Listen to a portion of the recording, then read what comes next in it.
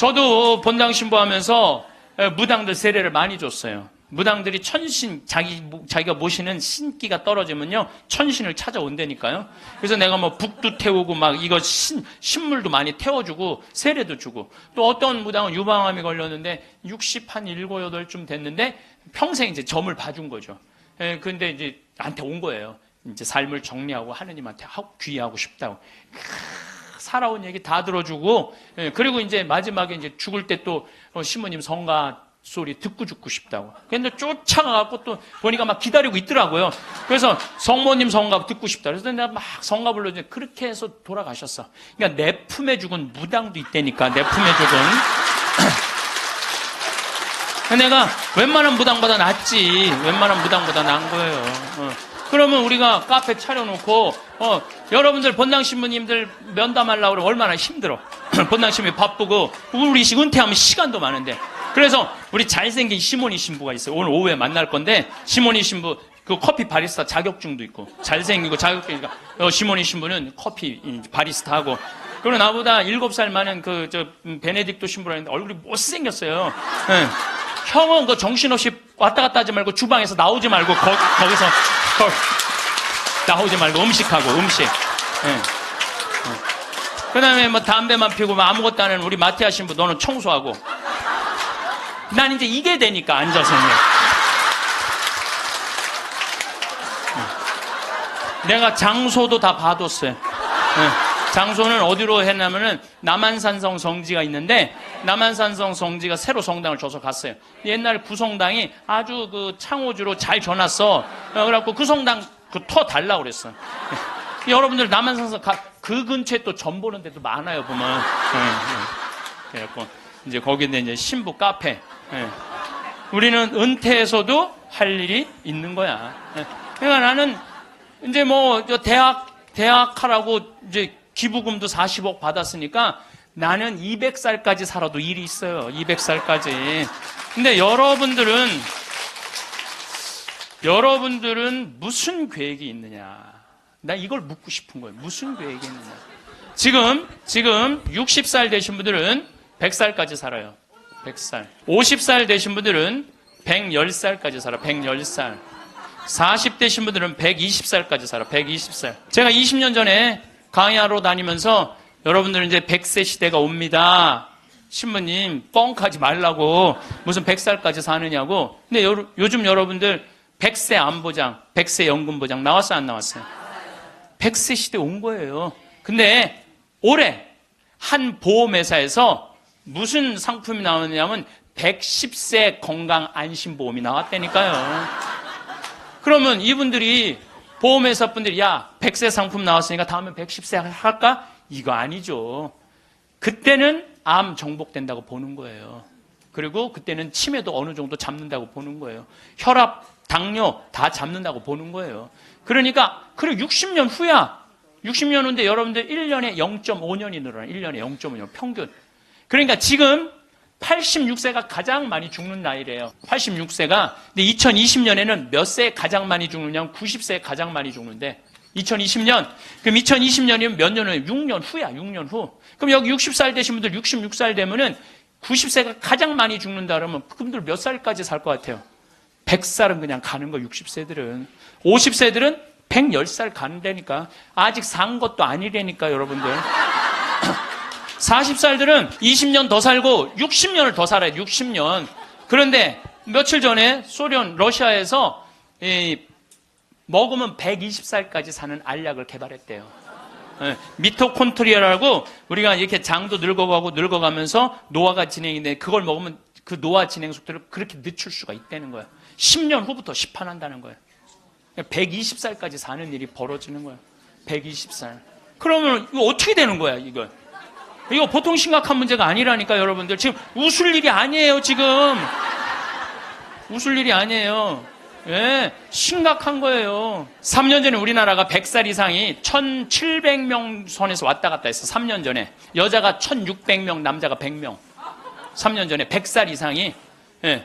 그런데 올해 내가 인구 통계청에 들어서 자료를 뽑아보니까 올해는 100살 이상이 몇 명이냐면 14,000명이에요. 14,000명. 3년 만에 100살 이상이 10배가 늘어난 거예요. 10배가. 10배가 늘어났어요. 90에서 100살까지는 몇 명이냐면은 13만 4천 명. 80에서 90살까지는 몇 명이냐면 97만 명. 그 다음에 60에서 70살까지는 270만 명. 그래서 65세 이상이 몇 명이냐면 정확하게 49만 명인데 650만 명이에요. 650만. 65세 이상이 650만 명. 초등학교 애들이 270만 명, 270만 명. 그러니까 초등학교 애 하나에 할머니 셋이에요. 지금 그런 세상이 됐다니까요. 우리는 어렸을 때 길에 나가보면요, 애들이 바글바글했어요. 구슬치기, 딱지치기, 단방구, 자치기. 낮에만 그렇게 돌아다녀서 밤에 깡통 돌리게 해보면 온 놈들이 다 깡통 돌리고 다녔어요. 근데 요즘 길에 나가면 애들 하나도 없어요. 어딜 돌아다니는지. 누구만 돌아다니, 할머니, 할아버지들만. 할머니가 길에 꽉 찼어. 또 할머니들이 어서 유모차 주사, 유모차를 밀고 온 세상을 다 다녀. 유모차를 밀고 온 세상을 다 다녀. 유모차를 밀고. 무슨 놀이터, 슈퍼마켓. 그래서 여러분들 무슨 현상이 있느냐면요. 무슨 현상이 있느냐면은 그 노인정 앞에 가보세요. 유모차가 10대씩 끝나고 나면 밀고 다 집에 가고. 이거 어떻게 할 거예요?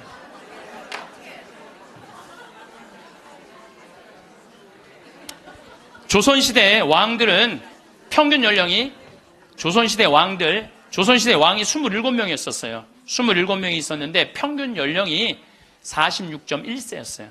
왕들이 길게 살아야 46. 왕자고 공주들, 관리 잘한 왕들은 46.1세.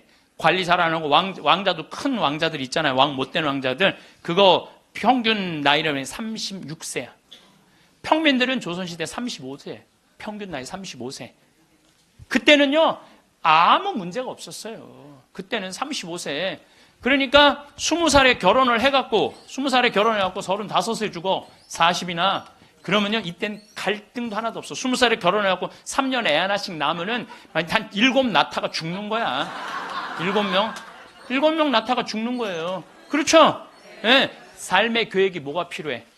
그리고 마지막 막내는 놔놓고 누구한테 맡기느냐면 장남한테 맡기고 죽는 거예요. 네. 장남한테 맡기고 죽는 거예요. 네. 계획 세울 필요가 없어요. 근데 지금은 안 죽어. 이게 보통 심각한 문제가 아니에요. 이게 안 죽는 바람에 모든 문제가 다 생기는 거야. 안 죽는 바람에. 여러분 요즘 연금 얘기 참 많이 나오죠? 연금 공무원들이 20년 의무로 내면은 그 다음부터는 받아 먹을 수 있는 거예요. 그럼 20년 냈으면은 20년만 받아 먹어야지. 120살까지는 몇 년 받아 먹을 것 같아요? 60년 받아 먹는 60년. 여러분들 나라 망할 것 같아요? 안 망할 것 같아요? 망하게 돼 있어요. 이거는 불보듯 뻔한 거예요. 그리스, 스페인 그래서 망한 거예요. 그래갖고 좀 나라 이제 자식들을 위해서 좀 후손들을 위해서 연금 좀 깎자고 지금 국회에서 정부에서 그러는 거 아니에요? 계산 뻔히 나오니까 그 연금 깎자고 그랬더니 깎으려는 연금을 안 깎고 머리 깎고 안 된다고 그냥.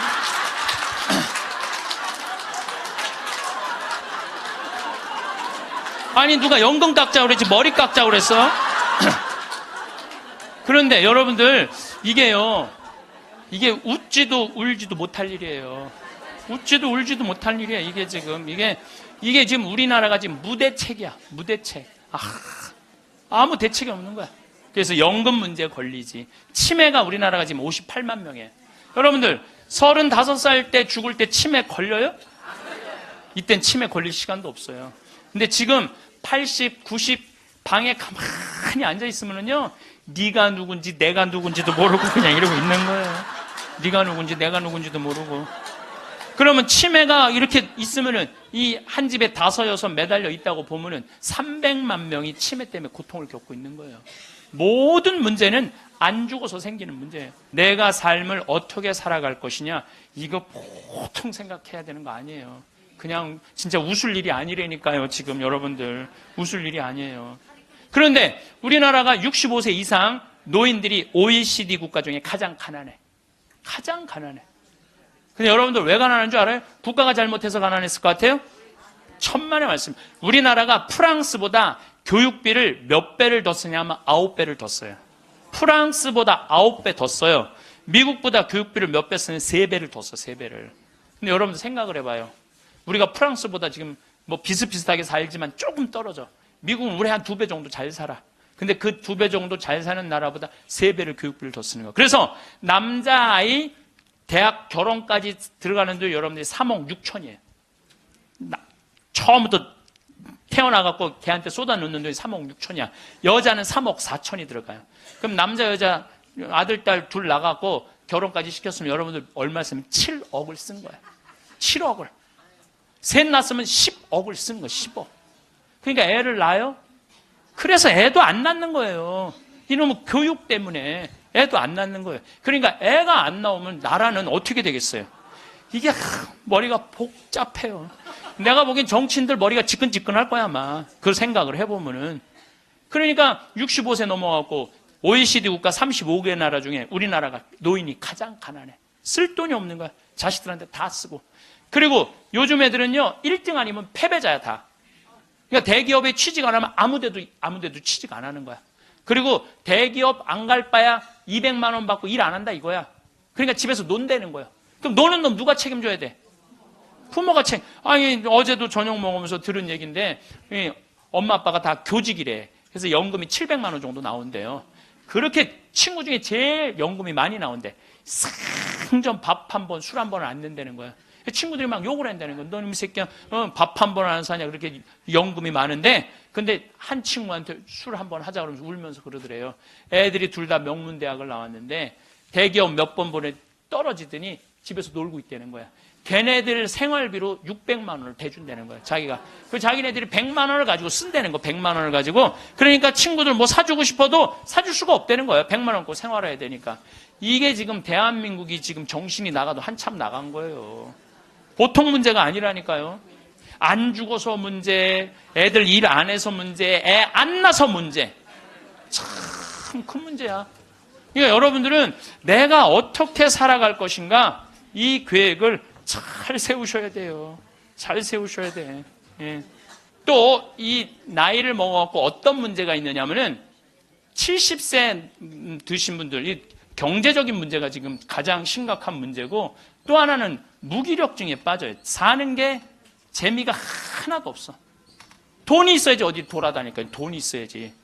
돈도 없고 돌아다니지도 않지. 집에 하루 종일 있는 거야. 집에 하루 종일 있으니까 생전 웃을 일이 없네. 하루 종일 한 번도 안 웃어요. 보면은 한 번도 안 웃어요. 한 번도 안 웃으니까 남이 웃긴 얘기하면은 웃긴 웃어야 되는데 어떻게 웃어야 되는지 모르는 거야. 이 썩은 미소가 나오는 썩은 미소가. 한 번도 안 웃으니까 무기력증에 걸리는 거예요. 그러니까 70살 넘으면 웃기라도 해야 되는데 안 웃고 가만히 있으면 눈두덩 쳐져요, 안 쳐져? 눈두덩, 눈가 쳐지고 볼 쳐지고 입가 쳐지고 소파에 앉아고 가만히 텔레비 보고 있으면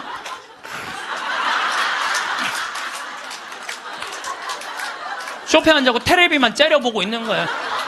아니 텔레비가 뭘 잘못했다고 KBS 한번 째려보고 MBC 한번 째려보고 SBS 한번 째려보고 평화방송 볼 때 더 째려봐. 저 무슨 얘기하는 건가. 뭐 애들 다 떠나고 여러분들 애들 다 떠나고 남편하고 있으면 뭐 깨가 쏟아질 것 같아요?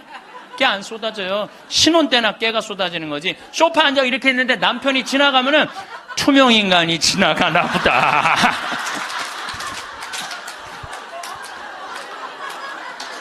그 사는 게 재미가 하나도 없는 거예요. 그 어떤 신부님하고 수녀님이 눈보라를 맞아갖고 산을 가는데 헤매다가 오두막집을 발견한 거야. 발견했는데 다행히 침대가 하나 있고 그 다음에 침낭이 있는 거야. 담요는 이제 바닥 옆에 있고 그래서 신부님이 수녀님 침대가 하나밖에 없으니까 나는 남자니까 수녀님은 침대에서 주무시고 나는 침낭에서 자겠다고. 그래갖고 이제 이렇게 이제 겨우 이제 그 어른 몸을 녹이고 신부님이 침낭에 이렇게 자꾸로 올리고 잘라 그러는데 수녀님이 신부님 저 너무 추워요 그러는 거예요. 그래갖고 신부님 어떻게 해? 자꾸를 열고 다시 나가갖고 담요를 하나 이제 갔다가 이제 수녀님 덮어줬어. 수녀님 이제 따뜻할 거라고. 그래갖고 이제 다시 이제 들어와갖고 이제 침낭을 딱 이렇게 해갖고 좀 잠을 막 들어갈 때 수녀님이 신부님 저 정말 추워요 그러는 거예요. 짜증이 나는데 어떻게 남자인데. 그래갖고 다시 이걸 열고 다시 담요를 하나 수님 덮. 수님 진짜 이제 따뜻할 거라고. 그래갖고 이제 겨우 잠을 일어나. 신부님 저 정말 추워요. 그러는 거예요. 신부님이 딱 일어나서 수녀님 사실은 여기 우리 둘밖에 없다. 아무도 우리 둘이 있는 거 모른다. 그러니까 수녀님 우리 부부처럼 오늘 밤을 좀 지내자. 그랬더니 수녀님 아우 좋아요. 그랬어요. 수녀님이 아우 좋아요. 그러니까 아유 좋아요. 그래서 그럼 부부처럼 하는데 내가 지금부터 말을 좀 하겠다. 수녀님 그 수녀님 말을 내가 빼겠다. 당신 자꾸 짜증나게 할 거야? 그 빌어먹을 담요 당신이 갖다 덮어. 나 잠 좀 자게 나도 좀. 여러분들 부부가 이게 다정하게 이렇게 살다가 늙으면 좋은데 서로 맨날 짜증이 나느니 뭐 지겹대느니 이런 소리 하면은요 늙어서 한 집에 살아도요 있으나 많아요. 있으나 많아야. 하루 종일 혼자 텔레비. 이제 저녁에 며느리가 어머니 식사하세요. 방문 땅땅 두들겼는데 또 이 시어머니 또 전기세 또 불은 깜깜하게 꺼내. 째려보던 눈빛 그대로 파란 텔레비 불빛에 밥 먹으라고 이렇게 째려보면요 며느리가 심장이 땅땅 떨어지는 거예요. 사람은요 눈꼬리가 올라가지 이쁜 거야. 입꼬리가 올라가지 이쁜 거예요. 그래서 젊은 사람이 웃을 때 시원한 게 눈꼬리가 올라가고 입꼬리가 올라가서 시원한 거예요. 내가 이렇게 이렇게 젊은 사람은 눈에 확 띄어요. 눈꼬리 쫙 올라가고 입꼬리 올라가서.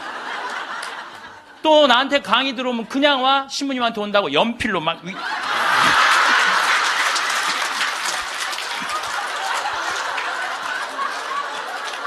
그런데 할머니들은 아무리 그려도 이게 떨어져요. 그래서 제가 드리는 말씀은 무기력증에 빠져 살지 말고 해만 뜨면 집을 나가라는 거예요. 내가 나이가 먹은 분들은요 무조건 해만 뜨면 집에 있으면 절대 안 돼요. 해만 뜨면 그리고 나이 70살 80살 넘어서 집을 나가주는 게 예의야. 예의. 집에 있으면 안 된다니까요. 그리고 가끔 1박 2일씩 사라져주는 것도 예의에 사라져주는 거. 강원도 평창 생태마을로 사라져주는 게 예의라니까. 하루 종일 웃지도 않고 있으면 뭐가 행복하겠어요.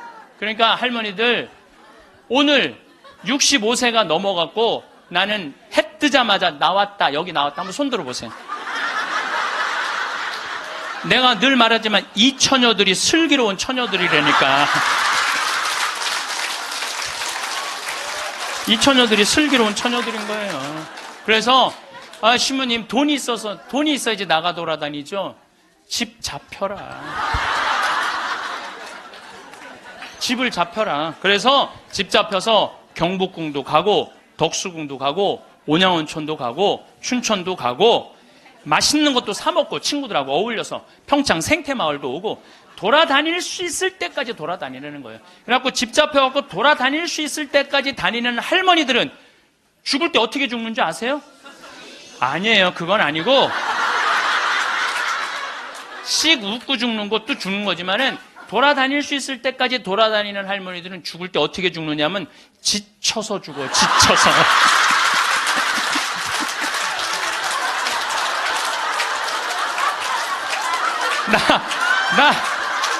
그러니까 95살쯤 돼갖고 나 도저히 못 돌아다니겠다. 나 힘들어서 도저히 나 이제 가야 되겠다. 그러면서 씩 웃으면서 죽는 거 지쳐서. 근데 어떤 사람들이 사람을 미치게 만드느냐면 돈 쓰는 거 무서워갖고 뒷방에 가만히 앉아있는 거예요. 뒷방에 가만히 앉아있으면은 여러분들 그 다음에 허벅지에 근육이 풀려요. 허벅지에 근육이 풀리면 그 다음에 하는 일은 누워서 똥 싸는 거예요.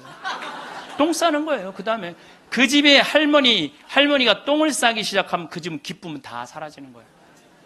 냄새가 얼마나 기분 나쁘게 하겠어요. 본인도 괴롭지만 그걸 옆에서 지켜보는 사람들. 그러니까 여러분들 자식을 위하는 거는요, 자식 걱정하는 게 아니에요. 자식을 위하는 건 내가 마지막까지 죽기 직전까지 내 발로 화장실 가주는 게 정말 자식을 위하는 거예요.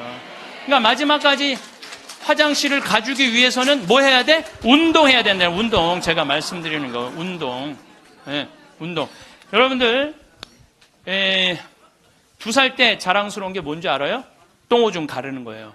2살 때 자랑스러운 건 똥오줌 가르는 거예요. 3살 때 자랑스러운 건 뭐냐면 이가 나는 게 자랑스러운 거예요. 그렇죠? 12살 때 자랑스러운 건 뭐냐면 또래 친구가 있는 게 자랑스러운 거야. 그때 엄마 아빠 필요 없어. 또래 애들이랑 막 뛰어놀고 다녀. 18살 때 자랑스러운 건 운전을 할 줄 아는 게 자랑스러운 거예요. 20살 때, 20대 때 자랑스러운 건 애인이 있는 게 자랑스러운 거예요. 애인이 있는 게 35살 때 자랑스러운 건 돈을 버는 게 자랑스러운 거예요.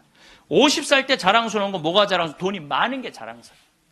60살 때 자랑스러운 건 뭐가 자랑스러운 줄 알아? 애인이 있는 게 자랑스러워. 그때도 애인이 있어. 자랑스러운 거예요. 70세 때 자랑스러운 건 뭔지 운전을 할 줄 아는 게 자랑스러워. 75살에 자랑스러운 건 같이 여행 다닐 친구가 있는 거, 같이 밥 먹을 수 있는 친구가 있는 게 자랑스러워요. 80세 때 자랑스러운 건 뭔지 아세요? 이가 남아있는 게 자랑스러워. 이가 남아있는 게 85세 자랑스러운 게 뭔지 알아요? 똥오줌을 가릴 줄 아는 게 자랑스러운 거예요. 85이 돼서도 내가 똥오줌을 가릴 수 있다. 그건 자식들한테 최고의 선물이에요. 그래서 뭐를 하라? 운동을 해라. 예, 제가 작년에 아프리카 잠비아 무프리나라는 지역을 다녀왔습니다. 초등학교를 못 다니는 아이들이 한 700명 정도 되는 거예요. 수녀님들이 그 아이들을 모아다가 공부를 가르치는데 돈이 없으니까 책 12권을 가지고 한 명이 공부를 하는 거야. 그래서 필요한 게 뭐냐, 그러니까 책을 사달래. 그래갖고 가갖고 2명이 한 권을 볼 수 있도록 해줬어요. 근데 내가, 간 결정적인 이유는 나는 생태마을을 꾸미니까 거기에 자카란다 농장이 있어요. 근데 농장이 80만 평이야. 80만 평. 80만 평인데 수녀님이 2만 평밖에 농사를 안 짓고 있는 거예요.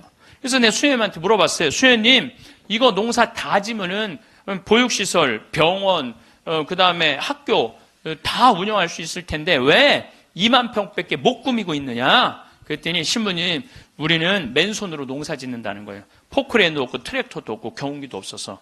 여러분들 맨손으로 농사 지면요, 한 사람이 1000평 이상 못 져요. 얼마나 농사가 힘든데요. 내가 생태학교 운영했을 때 학생들 입학을 많이 해요. 막 20명, 30명. 내가 물어봐요. 생태학교에 왜 입학했습니까? 제가 이제 은퇴를 해서 예전에 땅을 한 4,000평 사둔 게 있는데 그거 이제 농사 지으려고 농사 배우러 들어왔습니다. 그럼 한번 해봅시다. 그래갖고 이제 3월 한 달 동안 모종 내고 거름 뿌리고 막 해요. 한 달 지나고 나서 내가 다시 상담을 해요. 어떻게 농사 이제 한 4,000평 질만 하십니까? 그러니까 해보니까 이게 쉽지 않으네요. 한 1,000평 정도 할 수 있을 것 같아요. 그래요. 3월, 4월, 5월, 더운 이제 6월 이제 지나고 나서 학생들 여름방학 할 때 제가 물어봐요. 이제 한 몇 평이나 농사 지을 수 있을 것 같으냐고. 그러니까 이분들이 하는 얘기가 한 10평 질 수 있을 것 같아요. 10평. 맨손으로 농사 짓는 게 진짜 힘들어요. 예. 근데 수녀님이 거기서 맨손으로 농사를 짓고 있는 거야. 그러니 포크레인도 없고 트랙터도 없고 경운기도 없다는 거야. 수녀님 얼마면 되겠냐가 2억이면 되겠대. 걱정하지 말아라. 내가 한국에 가서 2억 만들어서 보내주겠다. 내가 또 뻥이 또 엄청나게 세요. 내가 신학교 다닐 때 내 별명이 뭐냐면 황뻥이었어. 황뻥. 일단 뻥을 쳐놓고 한국에 돌아와갖고 내가 강의 때 몇 번 얘기했어요. 평화방송에도 나가고 내가 여러분들 아프리카에 정말로 멋있는 일을 하고 싶은데 1,000만 원씩 20명만 도와주면 좋겠다. 여러분들 재산 5억 중에 10분의 1, 5천만 원은 내 거 아니라고 생각해야 된다. 그거는 어려운 이웃 도와주라고 하느님이 축복 준 거다. 나는 5천만 원까지 필요 없다. 그저 1,000만 원씩 20명만 난 도와주면 좋겠다. 라고 얘기를 했는데 절에 다니는 분들, 교회 다니는 분들, 성당, 종파 초월이야. 성당 다니는 분들, 아무 데도 안 다니는 분들, 이런 분들이 돈을 보내주는데요. 3개월 만에 2억이 들어온 거예요. 난 너무너무 감사해요. 네. 그분들이 정말 큰 마음 먹고 평생 모은 거 내신 분들도 많더라고요.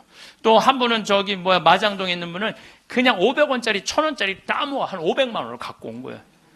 그걸 그냥 드럼통에 싸갖고 와서. 하여튼 감동적인 일이 너무 많았어요. 그런데 이제 2억이 딱 이제 3개월 만에 들어왔는데 2억 들어온지 모르고 계속 전화해갖고 돈 보내준다는 거야. 그래서 내가 전화 받아갖고 이제 2억 들어왔으니까 그만 보내셔도 된다고 이렇게 말을 할 수가 있어야지. 돈을 보내준다는데. 계속 받았어요. 계속 받았는데, 내가 요새 강의 때문에 책상에 못 앉아있는데, 어젠가 그제 여기 평화방송 강의 준비한다고 밤 12시에 들어가는데 1,000만 원을 또 전주에서 어떤 분이 또 보냈더라고.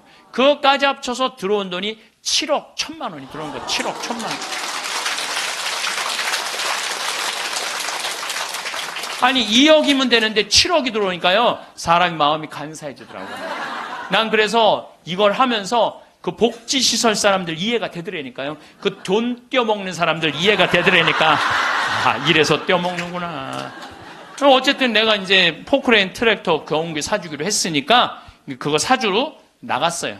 나는 공투 조그만 걸 사주려고 갔는데 수현이 말을 바꾸는 거예요. 공투는 안 된다는 거예요. A10을 사달라는 큰 거. 왜냐면은 여기 개미산이 한 2,000개 있어요. 농장 안에. 개미산이 있으니까 농사를 못 짓는 거예요. 개미산 때문에 가려서 2,000개나 되는데 얘네들이 짐은 100년 동안 짓는 거야. 산 하나를. 100년 동안 지니까 얼마나 크겠어. 여기 이건 말도 안 돼. 이거 한 2층 정도 되는 큰 개미산을 져놓는 거예요. 그럼 거기다 농사를 지려면 이게 보통 하나에 100평 정도 차지하고 있거든요. 그 농사를 지려면 장정 둘이서 꽃갱이로 한 달을 뽀개야 그거 하나를 뽀개는 거야. 그 2,000개를 언제 뽀개? 그래서 포크레인을 사달라는 건데 공투를 사주면 바가지를 꼽으면은 그 개미산을 포크레인 못 이겨요. 그래갖고 포크레인이 넘어진다는 거예요. 사달라면 1m 20짜리 큰 거 사달라는 거예요. 공투는 한 7천만 원이면 되거든요. 근데 그냥 A10을 사러 나갔더니 2억 8,700이야. 돈 좀 떼어먹어 보려고 그랬더니 떼어먹을 돈이 없네. 떼어먹을 돈이 없는 거야. 그것도 우리나라 포크레인을 사주려고 그랬더니 우리나라 건 안 된대. 서비스 포크레인은 하면서 호수라는 게 막 터져요. 이렇게 연결되어 있는 게 큰 기계를 하니까. 그거를 고치는 거는 볼보밖에 없는 거야. 그래서 볼보로 살려고 그랬더니 엄청 비싼 거예요. 그래갖고 어떻게 약속을 했으니까 2억 8,700짜리 포크레인 샀어요. 그 트랙터 6천만 원짜리 사고 경운기 2대 1,200만 원짜리 사서 작년에 11월 달에 인천항에 가서 택배로 붙였어. 또 이 포크레인이 너무 크니까 포크레인을 잘라요. 난 또 포크레인 자르는 거 처음 알았어. 포크레인을 잘라갖고 컨테이너 2대 나눠서 보낸 거야. 기술자를 보내갖고 붙이는 기술자도 보내고. 근데 여러분들 포크레인하고 트랙터만 보내면 걔네들이 알아서 일해요?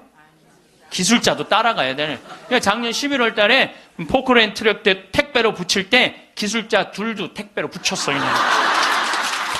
그런데 이 기술자들 둘 한 달 월급 완전히 기계를 고칠 줄 아는 기술자를 찾아서 보내야 되니까 둘 한 달에 800만 원이에요. 그 1년 쓰면 1억 아니야. 돈이 팍팍 줄어드는 거야. 이제 그거 이제 끝나고 난 다음에 거기 걔네들이 그냥 기술자가 따라가면 알아서 해요. 기름 대야 되잖아요. 기름도 한 달에 1,000만 원씩 되는 거예요. 기름도 한 달에 1,000만 원씩. 예. 기름도 한 달에 1,000만 원씩. 돈이 막 완전히 줄어드는 거야. 근데 수녀님이 내가 처음에는 빈말인 줄 알았대요. 2억 보내주겠다고. 근데 포크레인 보내지, 기술자 보내지, 기름값 보내지. 그러니까 수녀님이 자신감이 생겼나 봐. 신부님 귀양 도와주실 거 우리가 닭을 팔고 싶은데 지금 잠비아는 여름이에요. 45도까지 올라가요. 그러니까 보통 1시간 거리에 닭 못 파는 거야. 상하니까. 그러니까 신부님 냉동고를 보내주면은 닭을 팔 수 있을 것 같다는 거야. 얼마냐니까 2,200만 원이래. 2,000이면 돈도 아니지만 1억씩 막 나가는데 걱정하지 말아라. 내가 보내주겠다. 내가 보내줬어요. 냉동고를 보내줬더니 수녀님이 너무 신난다는 거예요. 왜 신나냐 그러니까 한 마리도 못 팔던 닭을 한 달에 1,200마리씩 판다는 거예요. 1,200마리씩. 그런데 수녀님이 또 전화를 해서 신부님 문제가 생겼다는 거야. 무슨 문제가 생겼냐니까 닭을 너무 많이 팔다 보니까 닭장이 모자라는 닭장이. 닭장 줘달래, 닭장. 그래서 얼마면 되냐니까 1억이면 된대. 좋다. 이제 들어온 돈이 다 나가게 생긴 거 이제. 좋다. 닭장 줘주겠다. 그래서 작년에 이제 벽돌 찍는 기계, 닭털 뽑는 기계 다 보내줘서. 그래갖고 이번 여름에 대학생들 20명을 데리고 가서 닭장을 줘주고 왔어요. 내가 이번에 우리 대학생들 20명을 데려와서 너무너무 놀랐어요. 왜냐하면 엄마들이 얘네들 문제 있어서 얘네들 고생시킨다고 보냈는데 걔네들이 가서 일하는 걸 보는데요. 너무 잘하는 거예요. 너무 즐겁게. 그러니까 걔네들은 다 내가 보니까 몸으로 살 놈들을 머리로 살라고 그러니까 걔네들이 몸으로 사냐 얼마나 너무너무. 그래서 얘네들이 닭장 다 줘주고 닦아놓은 땅이 10만 평이야. 10만 평. 야, 나는 이번에 정말 감동받았어요. 그리고 이제 아줌마 3명이 따라갔어요. 한 70명이 지원을 했어요. 20명 데려가야 되는데 뭐 70대, 60대, 50대, 40대, 20대만 싹 뽑고 나머지는 다 이제 제하고 60대 아줌마 셋만 모시고 갔어요. 지원한 분들. 왜 모시고 갔겠어요? 밥 해주는 거. 밥 해주는 거. 근데 그 3분도 음식을 너무너무 맛있게 잘하더라고요. 하여튼 이번에 근데 이제 그것만 한다고 되는 게 아니잖아요. 그 닭장은 기술이 필요하거든요. 그래서 이제 우리 생태마을에 집을 져주는 신자도 아니야. 그냥 산적같이 수염 이렇게 막 이런 사람한테, 그 김 사장한테 당신 내가 한 달 월급 줄 테니 아프리카에서 닭장 져주고 오는데 기술자가 필요하니까 가서 닭장지로 가자. 그랬더니 이분이 하는 말이, 신부님 무슨 말을 그렇게 하느냐고. 나도, 저 친구들도 저렇게 한 달 봉사로 가는데 나도 가서 돈 안 받고 자원으로 하겠다는 거야. 그러니까 예수님이 주님 한다고 다 천국에 가는 게 아니다. 내 말을 실천하는 사람이라야 천국에 간다는 말. 그 김 사장을 보면서 그런 생각이 들더라고요. 가서 그러니까 이번 여름에 저도 이제 가서 싹 져주고 왔어요. 그랬더니 수녀님이, 신부님 도대체 우리한테 왜 이러는 거냐는 거예요. 나 그 수녀님들 본 적이 없거든요. 근데 작년에 내가 가서 그 수녀님들을 보고 감동을 받은 거예요. 왜? 수녀님 10분이 잠비아에 가서 16년 동안 한국 수녀님들이 그들을 위해서 사는 거야. 그냥 뭐 샤워를 한번 하려고 그러면 물도 안 나와요. 그리고 여러분들 잠비아가 더운 게 아니에요. 6, 7월 달은요 추워요. 파카 입고 다녀야 돼요. 털옷 입고 다녀야 돼. 근데 샤워를 한번 해보려고 그러면 물이 그냥 나오다가 그냥 비눗물이 같이 떨어져. 멈추고. 그렇게 불편한 데를 수녀님 10분이 16년 동안, 수녀님 38살 먹은 나탈리아라는 수녀님은 가자마자 말라리아 그래서 죽었어 또. 그냥 내가 무덤에 가봤더니 사진을 이렇게 해놨는데 예쁘게 생겼더라고 또. 참. 그러니까 옆에 동료 수녀님이 죽어가는데도 불구하고 이 수녀님들이 그들을 위해서 16년 동안 살았으니 이건 수녀님으로 안 보이는 거야. 작은 예수님으로 보이는 거야. 내가 이분들을 도와주지 않으면 나중에 큰 예수님한테 혼나겠다는 생각이 들더라고. 그래서 수녀님이, 신부님 우리한테 도대체 왜 이러느냐고 그러길래 내가 한마디 했어. 수녀님 무슨 말을 그렇게 섭섭하게 하느냐고. 같은 업종에서 일을 하면서 무슨 말을 이렇게 섭섭하게 하느냐고. 수녀님도 하느님이라고 나도 하느님이라는데 내가 수녀님 도와주는 거 당연한 거 아니냐고. 그랬더니 수녀님이 또 전화를 해서 신부님 추장이 만나잔다는 거예요. 무슨 추장이 많냐. 아직도 잠비아에 추장이 많대요. 근데 추장 한 분이 천주교 신자 추장이래요. 거긴 한 20%가 천주교 신자들 잠비아는. 근데 그 추장이 땅이 6억 평이 있대. 6억 평이 있대. 6억 평이. 그래서 수녀님 좋은 일 한다고 500헥타를 준다는 거예요. 그러니까 우리나라 150만 평, 450만 제곱미터 엄청난 큰 걸 준다는 거예요. 신부님 이거 어떻게 할까요? 전화를 했어요. 수녀님 이거 일단 받아두라고 그거. 그랬더니 이 창설자 수녀님이 독일 수녀님인데 이 수녀님 날 직접 찾아오셨어요. 신부님, 다른 병원 운영하는 수녀님, 보육시설 운영하는 수녀님, 그 다음에 학교 운영하는 수녀님들은 일이 잘 진행이 되는 거예요. 근데 이 수녀님은 울고 다녔다는 거예요. 16년 동안. 땅이 한 면이 3.2km니까 어마어마하게 땅이 크더라고요. 80만 평이. 근데 이 넓은 거를 수녀님 무슨 재주로 해? 돈은 없지, 일은 하고 싶지, 16년 동안 울고 다녔다는 거예요. 근데 요즘 이 수녀님이 웃고 다닌다는. 그리고 친구 수녀들한테 이렇게 말한대요. 이것들아, 눈물로 씨 뿌리던 사람들이 기쁨으로 곡식을 거두리다. 이러고 다닌다는 거예요.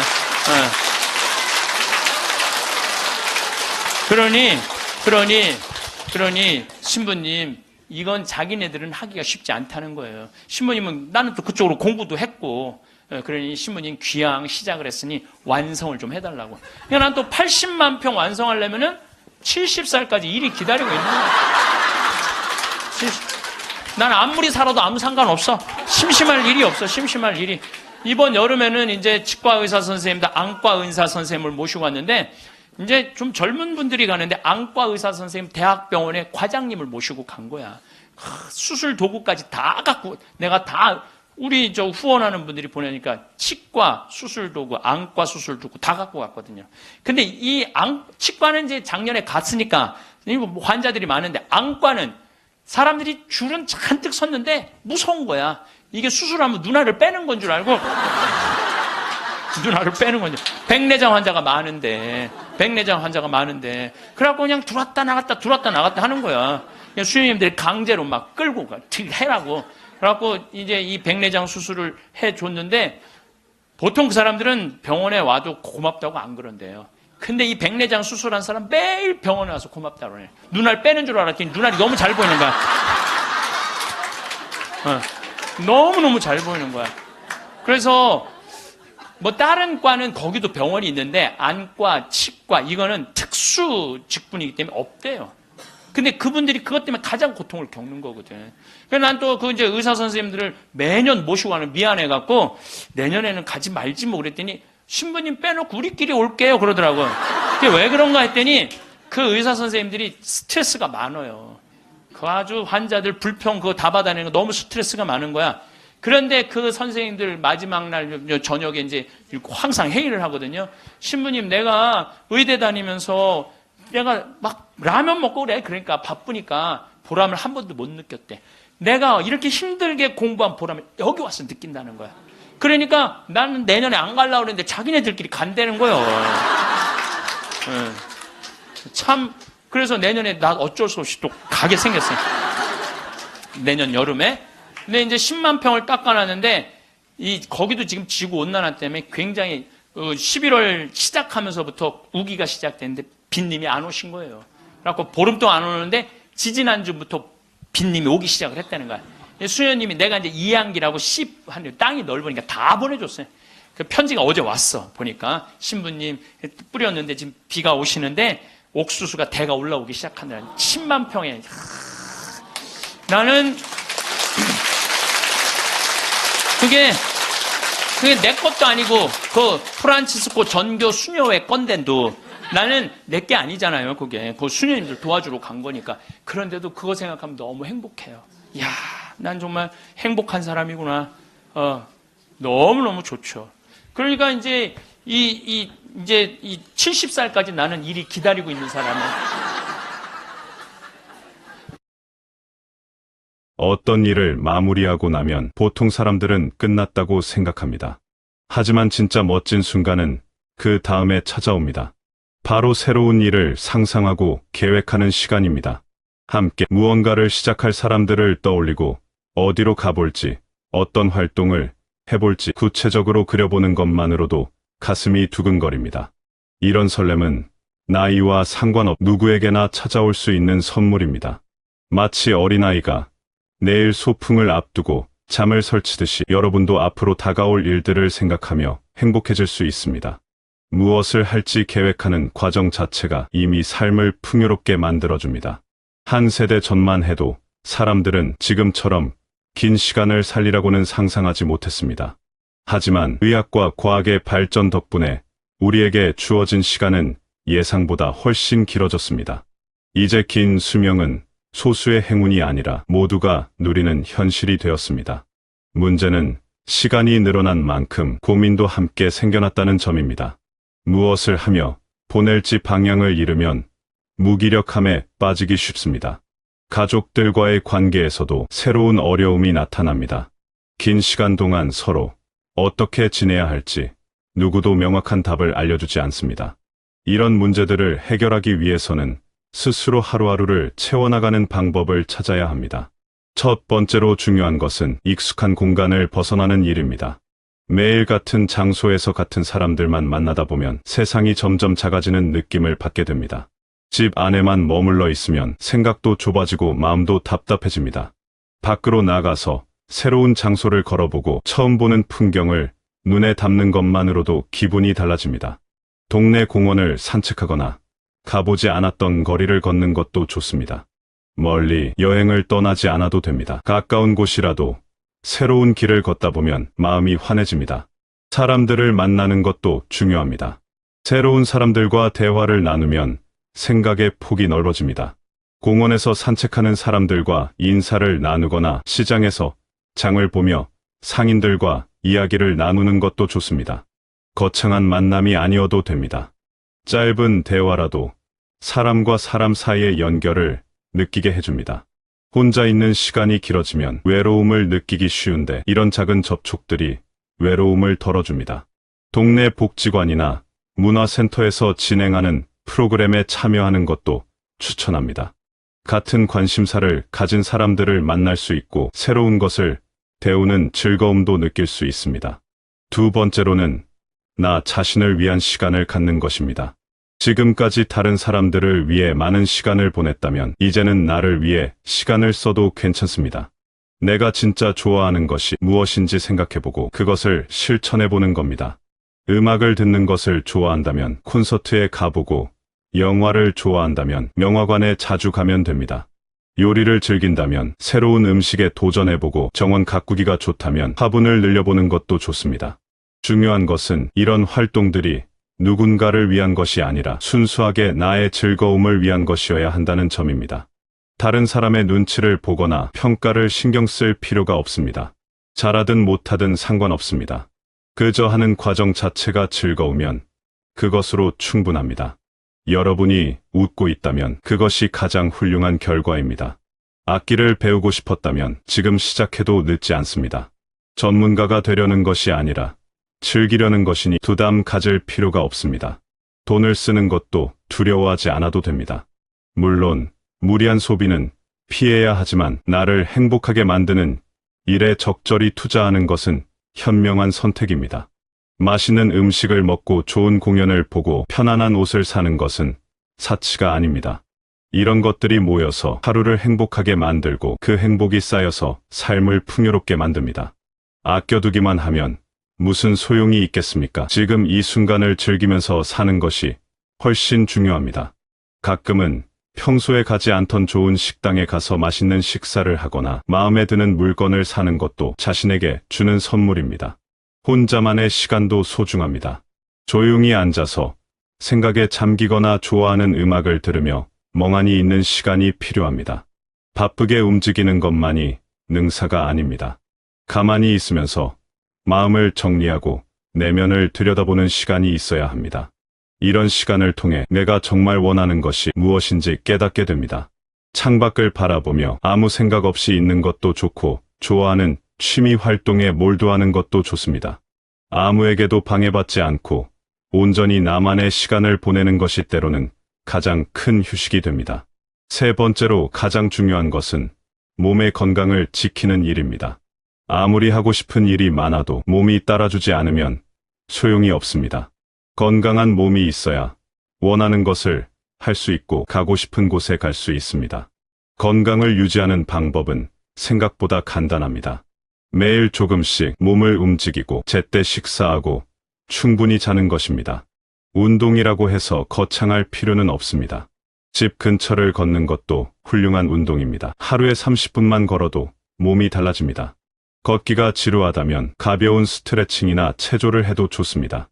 중요한 것은 매일 규칙적으로 하는 것입니다. 하루 이틀 건너뛰면 다시 시작하기 어려워집니다. 날씨가 나쁘거나 몸이 피곤한 날도 있겠지만 가능한 한 매일 조금씩이라도 움직이려고 노력해야 합니다.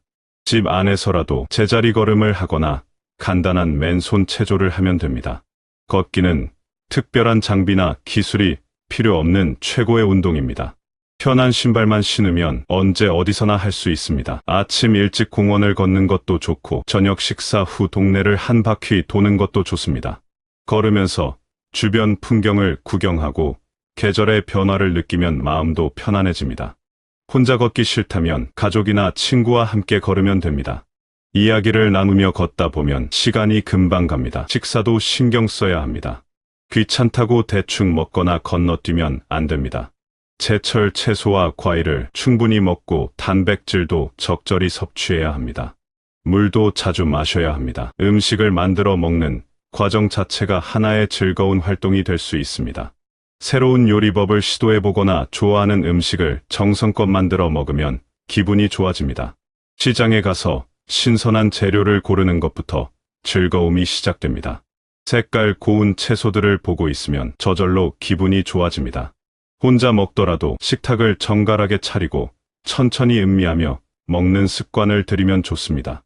급하게 먹으면 소화도 안 되고 음식 맛도 제대로 느낄 수 없습니다. 한 끼, 한 끼를 소중하게 대하는 마음이 필요합니다. 밥을 먹는 것은 단순히 배를 채우는 행위가 아니라 몸과 마음을 돌보는 의식입니다. 수면도 중요합니다. 잠을 충분히 자야 몸이 회복되고 머리가 맑아집니다. 밤에 잠이 안 온다면 낮 동안 활동량을 늘리고 저녁에는 자극적인 것들을 피하는 것이 좋습니다. 규칙적인 수면, 패턴을 유지하면 자연스럽게 잠이 옵니다. 매일 비슷한 시간에 자고 일어나는 습관을 들이는 것이 중요합니다. 낮잠을 너무 오래 자면 밤에 잠이 안 오니 주의해야 합니다. 건강검진도 정기적으로 받아야 합니다. 몸에 문제가 생기기 전에 미리 발견하고 관리하는 것이 중요합니다. 작은 증상을 무시하지 말고 이상하다 싶으면 병원에 가보는 것이 좋습니다. 건강은 한번 잃으면 되찾기 어렵습니다. 예방이 최선의 치료입니다. 정기적으로 혈압을 재고 혈당을 체크하는 것도 필요합니다. 약을 먹어야 한다면 꼬박꼬박 챙겨 먹어야 합니다. 몸을 건강하게 유지하면 마음도 건강해집니다. 몸과 마음은 따로 떨어져 있지 않습니다. 몸이 아프면 마음도 우울해지고 마음이 힘들면 몸도 약해집니다. 반대로 몸이 건강하면 자신감이 생기고 긍정적인 생각이 늘어납니다. 무엇이든 할 수 있다는 느낌이 들고 새로운 도전이 두렵지 않게 됩니다. 가벼운 몸으로 하루를 시작하면 모든 일이 즐겁게 느껴집니다. 친구들과 만나서 함께 운동하는 것도 좋은 방법입니다. 혼자 하면 작심삼일이 되기 쉽지만 누군가와 함께하면 오래 지속할 수 있습니다. 서로 격려하고 응원하면서 운동하면 더 즐겁고 효과도 좋습니다. 운동 모임에 참여하거나 함께 산책할 친구를 찾아보는 것은 어떨까요? 약속이 있으면 귀찮아도 나가게 되고 한번 나가면 운동하게 됩니다.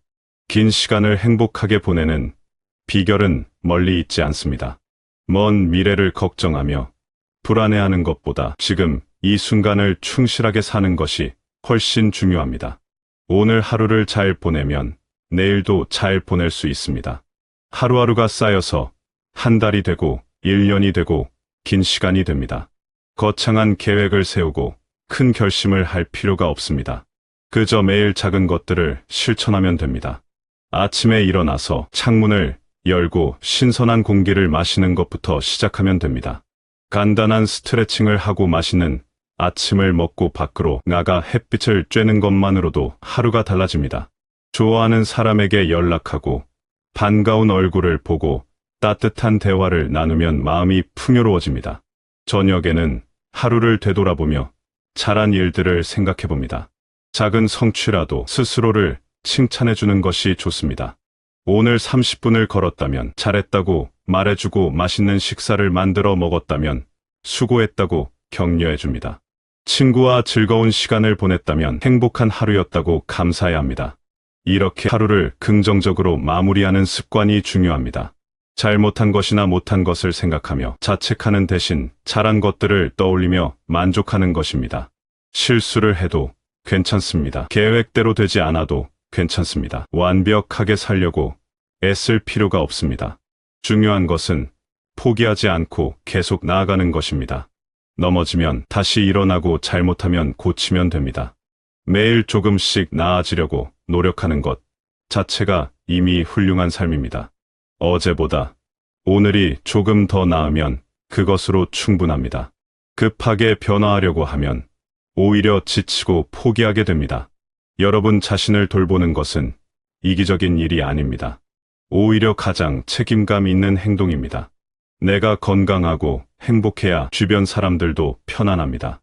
내가 무기력하고 우울하면 함께 사는 사람들도 힘들어집니다.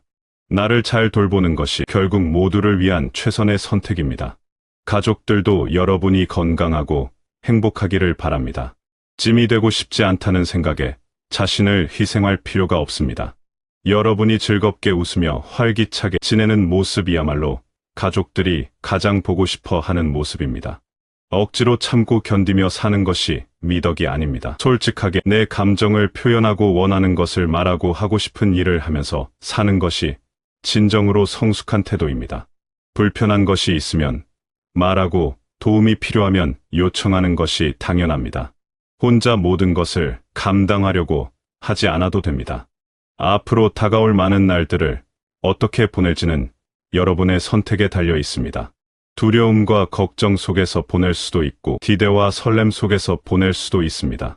같은 시간이라도 어떤 마음으로 보내느냐에 따라 전혀 다른 삶이 됩니다.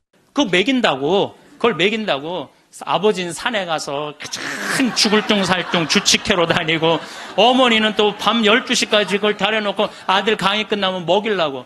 근데 저는 한편으로는 늙은 분들을 너무 고생시키는 거 아닌가 이런 생각이 드는 반면 아니다. 저러다가 차라리 지쳐서 돌아가시는 게 낫다. 그래서 내가 어머니 아버지한테 올 봄에는 아까 명동에 와서 그 신발을 이렇게 신발 가게에 보면서 내년엔 봄에는 올 봄에는 신발을 좀 더 가벼운 걸 사드려야 되겠다. 산에 더 다니시게. 그래서 늙어서 행복하게 살기 위해서는 첫 번째 무조건 집을 나가라. 나이 먹어서 외롭지 않게 사는 방법은 일단 해만 뜨면 집을 나가야 돼요. 그리고 70, 80 넘어갖고 집에 있는 게 아니에요. 일단 나가주는 게 예의라니까. 그냥 70, 80 넘어갖고 그냥 하루 종일 그리고 앉아있으면요. 며느리들 힘들어요. 며느리들만 힘들게 아니라 여러분들도 심심해서 죽는다는 거예요. 혼자 있는 고독이라는 게 참 무서워요. 우리나라 독거노인 숫자가 125만 명이나 돼요. 어떤 모양으로든 함께하는 방법을 찾아야 돼요. 가끔 1박 2일씩 사라져 주는 것도 예의야. 그래서 우리 생태마을에 오는 것도 예의예요, 예의. 저는 우리 생태마을에 봄만 되면은 할머니 4분, 5분이요 어울려서 생태마을에 오셔서 월요일부터 금요일까지 쉬고 가요. 월요일부터 금요일까지 쉬어봤자 13만 원밖에 안 돼요. 아니 여러분들 일주일 동안 내 손으로 밥 안 하고 먹여주지, 재워주지, 찜질방 있지, 산책로 있지, 미사 있지, 강의 있지. 1년에 한두 번 13만 원 위해서 나를 못 써요? 근데 그 할머니들이 이제 몇 년을 오는데 그 할머니들이 나한테 이구동성을 하는 얘기가 있어요. 신부님 말대로 집 잡혀서 이렇게 내가 쓰다 보니까 인생이 너무 즐겁다는 거야. 인생이 너무 즐겁다는 거야. 집 잡혀서 쓰다 보니까 인생이 너무너무 즐겁다는 거야. 사는 게 너무 행복하다고 그래요. 요즘 우리 어머니 친구들이 매일 모여서 우리 집에서 먹고 막 춤도 춘대요. 음악 틀어놓고 춤도 추고. 그리고 또 뭐예요? 니마 그 강을 건너지 마오도 가서 보고 국제시장도 가서 보고 왔는데 평생 영화 안 보러 가시던 분인데 요즘 보러 다녀요. 83 돼 갖고. 근데 어머니가 하시는 말씀이 이제 사는 게 재밌대. 쓰니까 재밌는 거 쓰니까. 여러분들 국제시장에 유일한 내 귀에 들어오는 단어가 딱 하나 있어요. 이 한덕수라는 친구가 함흥 일사후퇴에서 오잖아요. 네가 장남이니까 네 책임져지라고. 그러니까 이제 자기가 대학도 못 들어가고 파독 광부가 되죠. 그런데 다시 돌아와요. 해양대학에 합격을 해요. 돌아와서. 근데 베트남 또 참전을 가요. 동생하고 꽃분인네 가게 그거 구한다고. 근데 그 부인이 한마디 해요. 당신 왜 가족을 위해서만 사느냐고. 당신을 위해서도 살으라고. 당신을 위해서도 살으라고. 그런데도 이 사람은 끝까지 가족을 위해서 마지막까지 살죠. 그 여의도에서 막순이라고 이 함흥에서 놓친 그 이제 미국에 이제 입양돼 갖고 정말 눈물 콧물 다 빼죠. 근데 저는 이런 생각이 들어요. 대한민국에 지금 70, 80대 되신 분들이 이 나라 일으켜 세운 거예요. 이 나라 일으켜 세우고 고생이란 고생은 다 하고 그럼 이제 호강할 때도 됐는데 아직도 뭐가 몸에 뱄냐면 나 같은 게 무슨 호강이야. 이런 생각을 하는 분들이 너무 많아요. 그래서 여러분들 제발 집을 나가세요. 네, 네. 집을 무조건 나가야 돼요. 집을 나가야지 집안에 있으면 안 돼. 그래서 월요일 날은 경복궁이 쉬죠. 화요일 날은 경복궁, 수요일 날은 덕수궁, 목요일 날은 창덕궁, 금요일 날은 국립박물관, 토요일 날은 온양온천, 전철 공짜냐, 온양온천 갔다 오고, 일요일 날은 춘천 갔다 오고, 그렇게 계속 돌아다니는 거예요. 계속. 돈 하나도 안 들어요. 다 무료 입장이야. 다 무료 입장. 내가 말하는 데는 다 무료 입장이야. 그렇게 계속 돌아다니다 보면은요, 죽을 때 어떻게 죽는다고? 지쳐서 죽는다니까. 지쳐서. 죽을 때 지쳐서 죽어야 돼. 네. 네. 미국에서는 할머니, 할아버지들 사진을 찍어놔요. 사진을 찍어놓고 3개월 동안 뭐를 시키느냐 하면은 3개월 동안 뭐를 시키느냐 하면은 운동을 시켜요. 헬스도 하게 하고, 그 다음에 파티도 하게 하고, 럭비도 하게 하고, 그렇게 3개월 동안, 그 3개월 후에 다시 사진을 찍어요. 그랬더니 3개월 전에 찍은 사진보다 3개월 후에 찍은 사진이 훨씬 젊게 보이더라 이거예요. 사람은요, 어떤 마음을 가지고 사느냐에 따라서 생김새도 달라진다는 거예요. 나는 늙었어. 난 이제 죽을 거야. 죽을 날만 계속 기다리고 있잖아요. 그러면 그냥 죽는 거예요. 우리나라 의사 선생님들이 100살 넘은 분들한테 문의를 했어요. 손수건 있어요. 걱정하지 마세요. 여러분들이 너무 많아갖고 지금 더워서. 또 강원도는 오늘 영하 17도예요. 영하 17도라 내복을 입고 왔더니 우리는 내복을 안 입으면은 추워서 못 살아요. 어쨌거나 100살 넘은 분들한테 물어봤어요. 이렇게 100살까지 어떻게 건강하게 사느냐고. 근데 100살 넘은 모든 분이 똑같이 뭐라고 얘기냐면 해만 뜨면 집을 나간다는 거예요. 여러분 오늘 해만 뜨면 여기 나오니까 좋아요, 안 좋아요? 좋잖아. 천주교가 얼마나 할 일이 많아요. 그래서 여러분들 나는 성당 다니는 거 나이 먹어서 참 좋다고 생각해. 성당 다니는 거. 성당 갈 때까지 걸어가요, 안 걸어가요? 걸어요. 올 때 걸어오고. 그리고 또 우리 천주교가 미사 참여할 때 그냥 놔둬요. 일어나라, 앉아라, 들어와라, 나가라. 얼마나 많이 시켜, 미사 때마다. 그리고 여러분들 나이 먹어서요, 이렇게 많은 사람들 속에 어우러져 있으면요, 자기가 의식이 젊어진대요. 그래서 뭐가 안 걸리냐면 치매가 안 걸리는 거예요, 치매가. 그래서 레주하는 할머니들이 되게 자다가 돌아가신대요, 많이. 끝까지 활동하다가 지쳐서 죽는 거예요, 지쳐서. 레주하는 할머니들이. 끝까지 활동하다가 지쳐서 죽는 거예요, 지쳐서. 예. 그러니까 여러분들 성당 다니는 거 참 좋은 거예요. 그리고 제가 권하는 거는 무기력증에 빠지지 않기 위해서 가장 중요한 거 운동하는 거예요. 헬스 자전거 타는 거. 헬스 자전거 꼭 타세요. 허벅지에 근육이 풀리잖아요. 그때부터 누워서 똥오줌 싸는 거예요. 여러분들 누워서 똥오줌 싸는 사람들 많이 보셨어요? 아마 내가 제일 많이 봤을 거야. 누워서 똥오줌. 왜냐하면 환자 봉송체 나가니까. 그러면요, 한 5년, 10년 누워서 똥오줌 싸는 집에 들어가잖아요. 온 집안에 냄새가 배 있어요. 온 집안에. 그러니 그 집이 기쁨이 있겠어요, 없겠어요? 본인만 삶의 질이 떨어지는 게 아니라 그 가족 전체가 삶의 질이 떨어지는 거예요. 또 내가 또 가정방문 간다고 또 청소해놓고 향수는 뿌려갖고 이게 향수하고 섞여갖고 무슨 냄새인지 구분이 안 돼.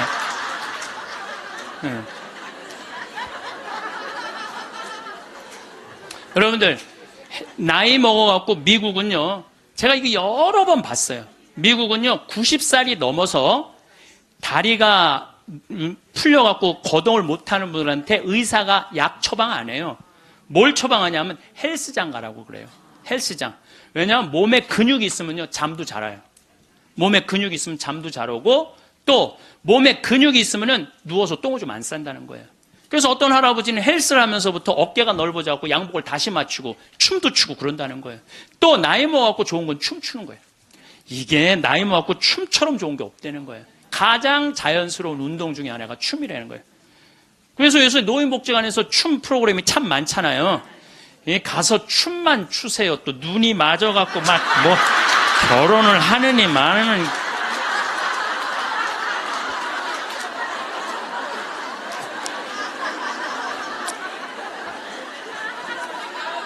돈 쓰는 거 아깝다고 72%의 돈 쓰는 거 아깝다고 72%의 할머니 할아버지들이 아무것도 안 해서 집에만 있는다는 거야. 우리나라에 지금 72%의 할머니 할아버지들이 돈 쓰는 거 무섭고 아깝다고 아무것도 안 하고 집에서 있는다는 거예요. 그런데 이 중에 45%는 극빈자예요. 극빈자라고 그러는 거는 정말 어려운 분들이 우리나라 OECD 국가 중에 노인 가장 가난한 나라가 우리나라예요. 이것도 참 슬픈 일이에요. 왜냐하면 우리나라가 정말 잘 사는 나라거든요. 여러분들 우리나라 잘 사는 나라인지 모르세요?